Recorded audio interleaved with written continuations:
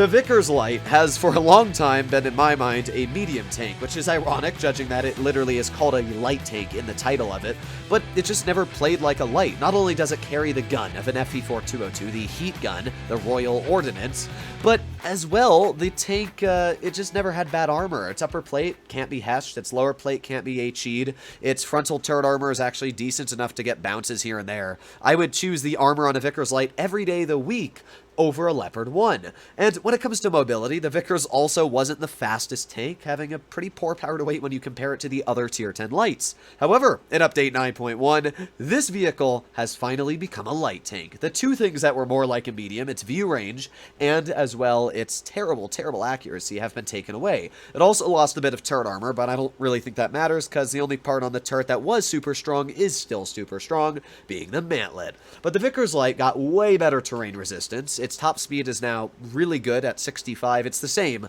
but it just accelerates way faster up to its top speed. And the most important thing of all is the gun's accuracy. It went from .326 to .29. That means that the Vickers Light is an incredibly accurate light tank.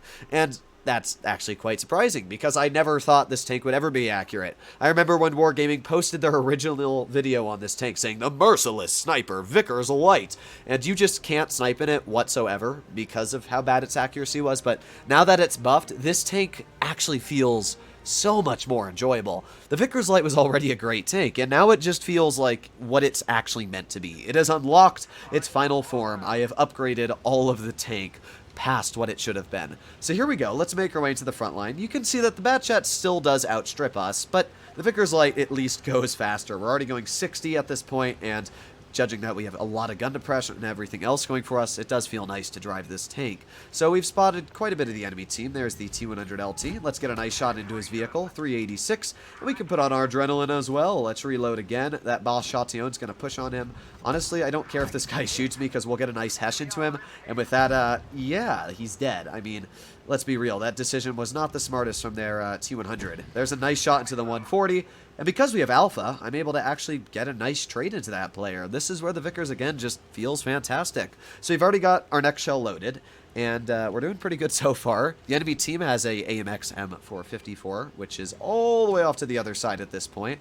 We got the 140 in mid, and we also got the Object 268. And what I'm going to do is I'm going to push fairly aggressive all the way around. Keep on going, and here we are on the side of the 268. That is a fantastic 520 damage Hess shell right there. Can we HE his hatch? No, but that's all fine, because we're going to get a nice tap in, and also be tapped right through the turret. But again, that is what happens with the Vickers. You will be penned very easily now. Let's get a nice pen into that Object 140, finishing him off. And at this point, even though we did get penned by that 268, I mean, we're doing fine. I've got plenty of health to take a shell from at least the IS-8, but apart from that, I'm not poking this. I don't need to, so there's no real worry. There's the 268, kind of just waiting. And, oh, there you go. He's turning his tank a bit. Let's aim it on his vehicle. There you go. Nice hatching shot, and now we back up. And if the 268 tries to send me, well, he's going to be shot. So he's not actually looking at me anymore. Sweet!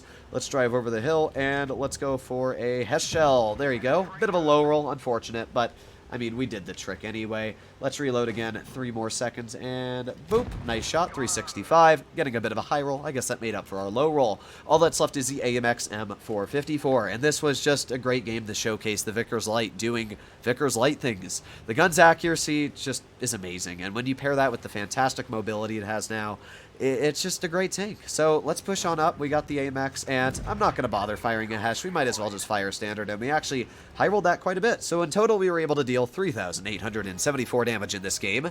We got some nice shells into the enemy team, and yeah, we did pretty good this game. So let's do one more battle, see if the Vickers can do good again.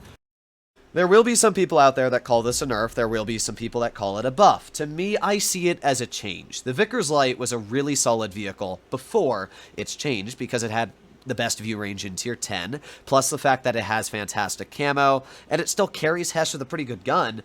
It was a fantastic tank. And the Vickers changed a bit. Now it lost that view range, it lost a bit of its turret armor to have frontline flexibility. The fact that you can get into the front line faster, the fact that you can get out of it faster, to me, I feel that the Vickers is a more enjoyable tank now because it feels like you're actually doing the role of a light and less the role of a medium. If you want to run a Vickers light before this update, you might as well go pull out an FE4202 because, I mean, it literally has more armor.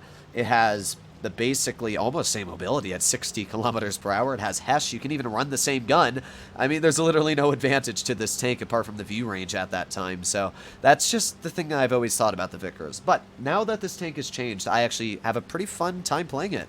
So I'm going to push all the way wide. There's the Sheridan, and that's a nice shot already into his vehicle. Now, it's possible that the Sheridan is going to try and poke me, but it looks like, oh, no, no, no. And he pens that. Okay, well, as you can see, apparently the turret cheek is way larger than I thought it was. So we got both Sheridans, and I'm just going to back up. If my team supports me, this will be pretty solid. If they don't, it won't be. So let's get a nice shot into that Sheridan. There you go. He missed me, which means now we can use our superior DPM and probably get another shell into his tank here. So there you go. Another nice shot. Now we can back up. Oh, move it, move it, move it. There you go. Okay, nice. We got our Yo pushing up, and with that, this is just a pretty good game at this point. So there goes the one shot from the Sheridan. Let's get a nice shot in, or not. We'll bounce the other Sheridan, but you know what? He's dead. And I hate to break it to you, dude, but goodbye. So even though we bled a bit of health there, this is still an incredibly easy win at this point. The enemy heavies, for some reason, thought the best decision they could make was not pushing with their team. So I'll take it. We're just going to push on in, use that good mobility, and see what we can do. As you'll notice, oh, I'm dead. That's the enemy. Goodbye. Oh! Oh! Oh, we're not dead. Okay, then. Well, quite surprised I'm not dead, if I'm going to be real. But let's get one nice shell into the 183. And, well, he's dead. Okay. So we got the mouse and the 60 TP left at this point. The 60 just fired, which means we should be able to push it onto the side of this mouse and probably get shot by him. Yeah, that's unfortunate, but oh well.